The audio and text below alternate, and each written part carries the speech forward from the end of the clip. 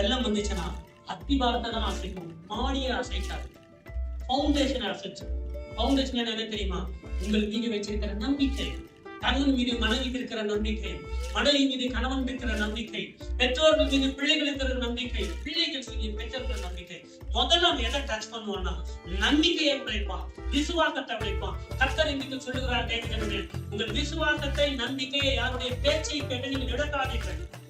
சாத்தான் ஏவாளுக்கு முதல்ல உடைத்தது என்ன? நம்பிக்கை தான்.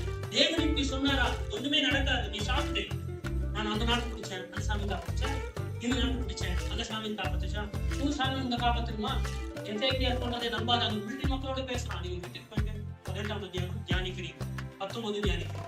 இப்படி சொல்லும் போது எல்லாமே சொல்லிட்டு 18:36 ஆனாலும் ஜனங்கள் அவனுக்கு ஒரு வார்த்தையும் பிரஜித்திரமாக சொல்லாமல் மௌனமா இருந்தார்கள்.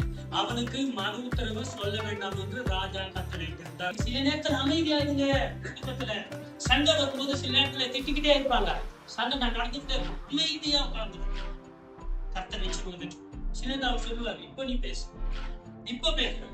இவ்வளவோ பேசிய இயேசு கிறிஸ்து முக்கியமான இடம் பிலாத்து கேட்கிறாரு, மௌனமா இருக்கு. அன்னைக்கு அவர் பேசியிருந்தாருன்னா கர்த்தர் வந்து அவர் பிலாத்து அவரை விடுதலையா கேட்பார்.